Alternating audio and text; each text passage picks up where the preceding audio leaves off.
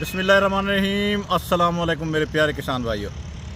जैसा कि हर बार आपको मुख्तलिफ़ फसलें दिखाते रहते हैं, कोशिश करते हैं कि वो फसलें दिखाएं जिसमें किसान जिनको काश्त करके अच्छी रोज़ी बच्चों की बना सकता है। तो हमारी भी हमेशा ये दुआ ही होती है हर वीडियो में कि अल्लाह ताला आपको आपके रिस्क में इजाफ़ा करे, आपके बच्चों का बहुत प्यारा अच्छा रिस्क दे, ताकि आप भी खुशहाल हो जाएं और हमारा पाकिस्तान भी खुशहाल हो जाए।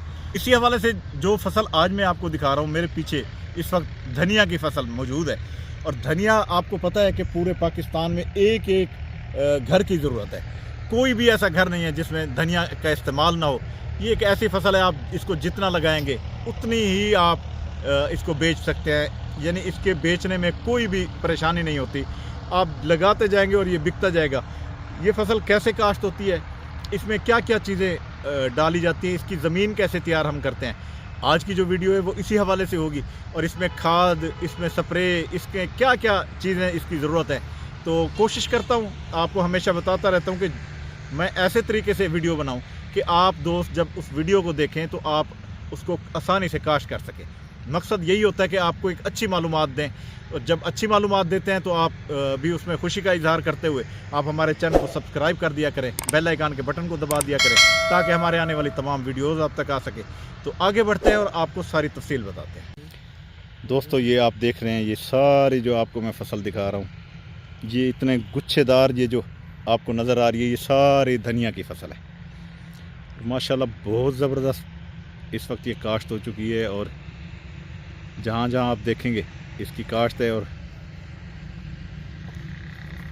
इसकी अगर कद काठ के हवाले से मैं बात करूं तो आप ये देखें, यहाँ से आप अंदाज़ा लगा सकते हैं कि यहाँ से ये कटी हुई है, ये साइड सारी कट चुकी है और इसमें से कुछ बची हुई है जो आपको नज़र आ रही है। और ये जो है यहाँ से भी कटाई जारी है, और ये इस तरह ये काटते जाएंगे। और ये पीछे जो है, जब एक तरफ से काट लेते हैं तो पीछे ये दोबारा तैयार हो जाती है। तो ये फसल अल्हम्दुलिल्लाह एक फ़ायदेमंद फसल भी है, जो किसान को फ़ायदा भी देती है। और खुशबू इतनी प्यारी आ रही है, इसके अंदर खड़े हैं तो अल्हम्दुलिल्लाह इसी खुशबू के लिए ही तो हर घर में इसकी ज़रूरत होती है। जो भी लोग इसको घर में लेते हैं तो वो हर सब्ज़ी जो बनाते हैं, हर चीज़ जो घर में आप तैयार करते हैं सालन के तौर पर, तो उसके अंदर ये डाली जाती है। तो इसके अलावा कोई भी आप चीज़ घर में तैयार करते हैं उसके लिए ये बहुत ज़रूरी होती है। उसके अलावा बड़े बड़े होटल्स जो हैं, सब में ये ऐसी चीज़ है जिसकी ज़रूरत होती है। मकसद बताने का ये है कि ये ऐसी चीज़ है कि आप जितनी इसको लगाते हैं, इसमें बेचने में आपको कोई भी टेंशन नहीं होती। तो ये धनिया की फसल के हवाले से आज हमारे साथ किसान होंगे, और उन किसानों से हम करेंगे इसके बारे में मुकम्मल तफसीलात कि इसको किस तरह तैयार किया जाता है, कैसे लगाया जाता है। तो मेरे साथ अभी किसान आएंगे और उनसे ये सारा इंटरव्यू करूँगा, वो आपको बताएँगे इसकी तैयारी के तरीक़ेकार क्या है, इसमें क्या क्या चीज़ डाली जाती है। तो अभी आगे बढ़ते हैं और आपको ये सारी तफसील दिखाते हैं। ये दोस्तों देखें, सारा माशाल्लाह धनिया ही धनिया है। इधर कटाई हो चुकी है और उधर बाकी आगे भी सारा धनिया ही धनिया पड़ा है। इस तरफ ये पालक है, और इंशाल्लाह एक वीडियो पालक पे भी करेंगे। ये देखें जी, ये धनिया की कटाई हो रही है, और ये माशाल्लाह मैंने कहा दिखा दूं आपको कि धनिया काटा कैसे जाता है। अच्छा, इसमें एक अहम बात जो बतानी है आपको कि इसमें ये जो बीज डाला जाता है देसी, ये 1 मन से 1.25 मन बीज जो है वो इसमें डाला जाता है, और फिर उसके साथ माशाल्लाह आपने देख लिया कि कितनी अच्छी ग्रोथ इसकी हुई है। अच्छा, ये भी बता दूं कि ये जो गुच्छी बना रहे हैं ये हमारे लिए ही बना रहे हैं। कह रहे थे कि जी आप आए हैं तो धनिया हमारे पास तैयार है, आप घर के लिए लेते जाएँ। तो ये इनकी मेहरबानी है कि जी इन्होंने ये धनिया के लिए हमें घर का साफ़ सुथरा पानी लगा हुआ है, तो इसलिए हमने कहा है कि चलो ट्यूबवेल का पानी लगा हुआ है, अच्छे पानी वाली ये धनिया है, तो इसलिए ये भी गंदे पानी में ख़राब हो जाती है, इसलिए लोग इसको अच्छे पानी में काश्त करते हैं। ये देखें, ये बड़ी मेहरबानी, सही बहुत शुक्रिया, सही बहुत शुक्रिया। ये देखें जी, ये धनिया ले भाई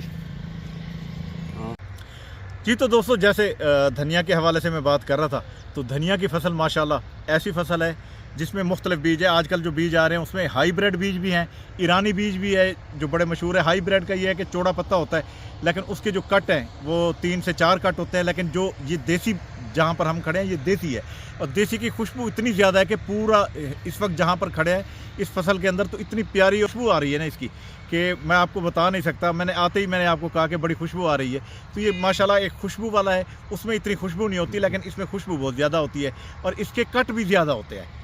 तो इसके जो हमारे साथ किसान है, मैंने पिछली जो फसल दिखाई थी तो उसमें मैंने आपको बताया था कि हाजी अब्दुल मालिक साहब ने बंद गोभी के हवाले से वो बात की थी।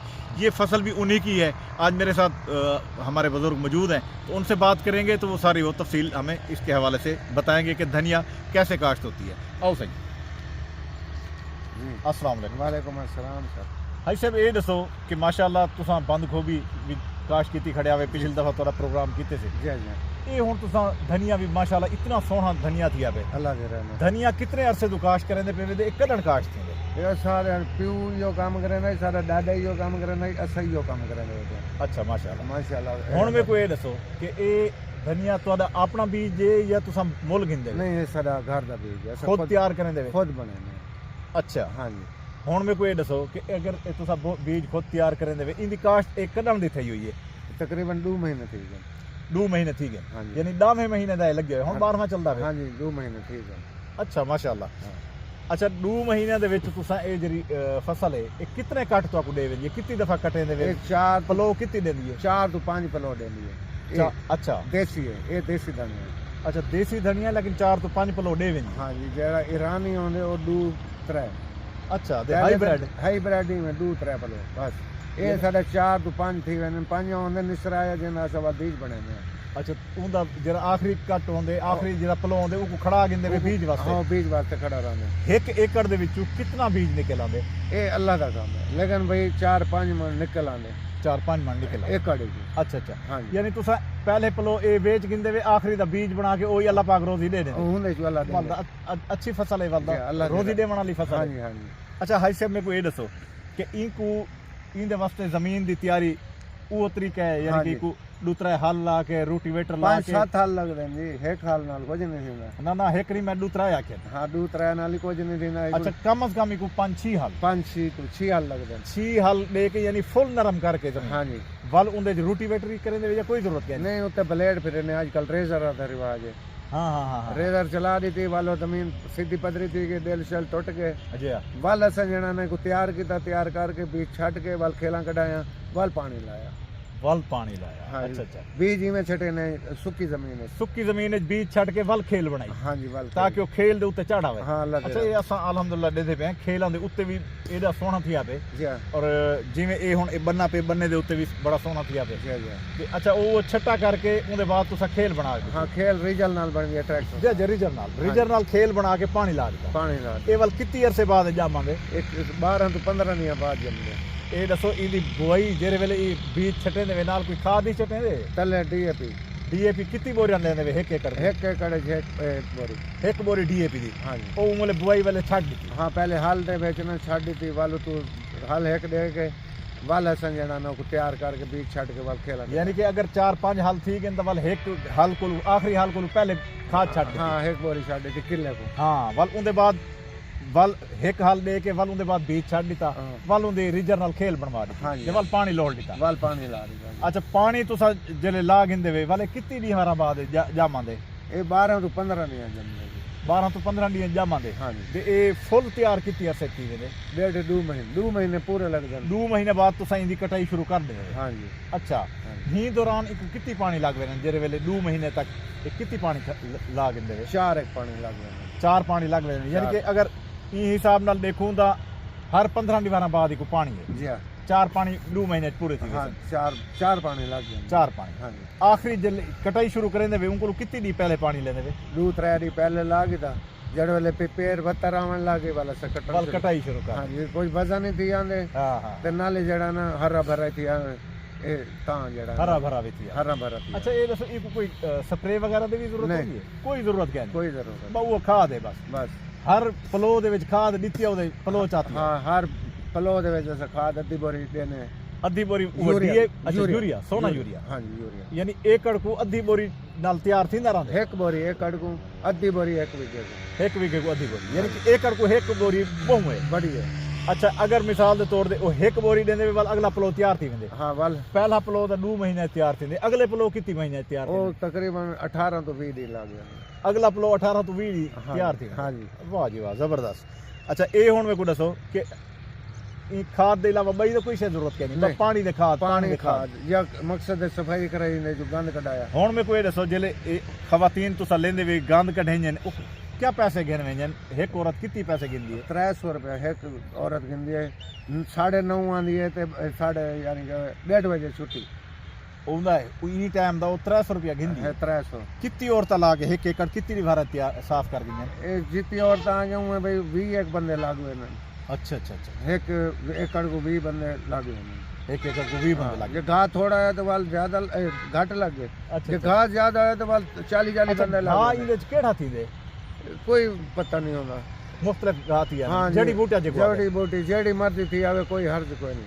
अच्छा ये दसो कि जेड़े जड़िया बूटियां तुसा कढ़ा गिंदे वे उनदे बाद कटाई करेंदे वे ये बाद पहले जड़ी बूटी कढ़ा गिंदे 2 बारी जड़ी बूटी कटवाने अच्छा अच्छा अच्छा हाँ। यानी कि ई जेरी फसल एक काटे च 2 वेरी एक पहले 2 कट पहले ना से 2 बारी सफाई करा के ने इन जड़ी बूटी कटा के ने वाले से कटाई शुरू वल पलो कटेंदे वे हाँ जी अच्छा अच्छा अच्छा ते एक हर पलो दे विच यानी 2 दफा जड़ी बूटी कटेंदे वे या ना। टोटल पूरे वाले से 2 पलो काट के वाल जड़ी बूटी कटवा दी बस समझ आ गई यानी कि हर दफा यानी कि तुसा जेरे वेले 2 दफा इं जड़ियां बूटियां कटवेंदे वे तां उनदे बाद 2 पलो कटवावन दे बाद वल एक दफा यानी जड़ी बूटी कटवेंदे वे वल 2 पलो दे बाद वल यानी कि ई तरीके नाल तुहाडी टोटल फसल विच 2 दफा जड़ियां बूटियां कटिंदियां 3 दफा 3 दफा 3 दफा ठीक है यानी कि अगर 5 तो 6 काटा नंदा 3 दफा तो जड़ी बूटी कटा बिल्कुल कराऊंगा अच्छा माशाल्लाह बड़ा खुशबू वाला है अच्छे रेट नाल विक वेंदे क्या रेट विकदे मंडी दे विच मंडी का कोई इतबार नहीं ही वक्त जो विचेंदे खड़े वे क्या ये रेट टाइम 80-90 रुपया धड़ी 100 रुपया धड़ी है बस 100 रुपए धड़ी है यानी हाँ कि ई मौसम एकदम में हर कोई काश की खड़ा जी, होकर जी। जरा सस्ती थी हाँ जी हाँ जी केरे टाइम अच्छा रेट मिल रही अच्छा रेट इतना नहीं मिलता ये नहीं मिलता बाहर आने उले इतना गर्मी होती इतना बीज नहीं कर सकते था तो बाहर आने वो कमावे ने इत वाले ने मौसम तब्दील थी ने दिगर जे तक मंदा थी आने हां सही सही अच्छा हां साहब ए दसो ये माशाल्लाह ओ फसल है जेरी हर घर दी जरूरत है हाँ इंशाल्लाह ए ते जेरे वेले मंडी चा वेंदे हो तो भजणा दा ना पौंदा इंतजार दा कहना करना पौंदा ना सी। ना हथों हथ विक वेंदे अल्लाह दी रहमत नाल देखो अल्लाह दी रहमत नाल अल्लाह दी रहमत नाल ठीक है अच्छा यानी कि ए फसल पहला कट पहला जेरा पलो है 2 महीने तैयार थींदे वाल हर 18 20 दी बार बिया तैयार थी हाँ जी 18-20 कटाई वाले ये औरता करेंगे हाँ या जी और तंग करें अच्छा एक काट के गुच्छी बनाई गुच्छी बने गुच्छी बना के वाल 5-5 किलो दा वजन दा पल्ली ना। बने देवे क्या करे देवे पल्ली बने ने 1.5 मन दी 1.25 मन दी अच्छा पल्ली जिਵੇਂ पालक भी बने ने हाँ जी गुच्छी बाज के उन्हें तो पल्ले एक पल्ली दे विच कितनी वजन होंदे 1.5 मन 1.5 मन 1.25 मन 1.5 मन सवा मन तो 1.5 मन कितनी ओ गुच्छा होने विच 40 वो तो पालक जी 40 गुच्छा दी बनदी है हाँ जी दी 40 हाँ दी जी ये वाले किलो 1.25 किलो दी 1.5 किलो दी बदे ने ना सर अच्छा अच्छा अच्छा उन्हें 1.5 किलो दी होनी है वालो जड़ा उन्हें से 10 धड़े बाद ने ठीक है लेकिन वजन होंदा 12 धड़े होंदे असा पाइया अद्धा पा फालतू फालतू बात हाँ जी। अच्छा अच्छा अच्छा क्यों जो अल्लाह उतना बरकत वक्त में पल्ली दे हिसाब नाल वेक वेंदे पल्ली वजन दे शजन नहीं थीदा ना ना इवें बोली तो ते वेच गया या सा 5 किलो नाल धड़िया नाल वेचाओ कोई हर्ज नहीं अच्छा अच्छा हाँ जी चलो जी इहदे अलावा कोई गाल जेरी तुसा बस दसना मेहरबानी अल्लाह तो खुश रखे आई साहब बहुत शुक्रिया तुसा अगे सा को बंद गोभी दे हवाले नाल बहुत अच्छी जी। मालूमात दी जी। आज इन धानिया दे बारे च बहुत अच्छी मालूमात दी जी। तोड़ा बहुत शुक्रिया सर मेहरबानी अल्लाह हाफिज अल्लाह हाफिज जी तो दोस्तों जैसा कि आपने हाई साहब की बात सुनी इन्होंने ये कहा है कि जी ये धनिया की जो फसल है ये माशाल्लाह देसी जो हमारे पास बीज होता है वो 5 से 6 पलो जो है वो दे जाता है यानी 5-6 कट दे जाता है और उसके ऊपर कोई ज़्यादा खर्चा नहीं है सिर्फ पानी लगाना है और खाद देनी है 1 बोरी सोना यूरिया या नाइट्रोफास और पानी इसमें यूँ समझ लें कि हर 15 दिन बाद इसको पानी लगना है तो इस तरीके के अंदर ये फसल तैयार हो जाती है अगला जो कट होता है यानी कि एक पलो पहला जो है वो 2 महीने में तैयार होता है बाकी जो पलो होते हैं वो हर 18 से 20 दिन में होते हैं यानी उसमें सिर्फ 1 पानी लगता है तो इस तरीके से ये फसल तैयार हो जाती है और उन्होंने ये भी बताया कि हम जिस वक्त काटना होता है उस काटने से 4-5 दिन 3 दिन पहले हम इसको पानी लगा देते हैं उसका 2 फ़ायदे होते हैं एक तो ये हो जाता है कि हरी भरी हो जाती है दूसरा उसका थोड़ा वज़न भी अच्छा हो जाता है पानी की वजह से तो इस तरह उसके जिस वक्त पाँव रखने की जगह बन जाती है तो हम इसकी कटाई करके उसके बाद मंडी में भेज देते हैं और मंडी में माशाल्लाह हाथों हाथ बिक जाती है तो अल्लाह पाक उसमें से अच्छी रोज़ी भी दे देता है तो आज की ये जो फसल थी वो धनिया के हवाले से थी और हमने आपको सारी ये तफसील बताई है कि धनिया किस तरह काश्त होता है कितने कट देता है, इसमें कौन सी खाद डलती है, भी इसमें स्प्रे तो होती नहीं है बिल्कुल भी।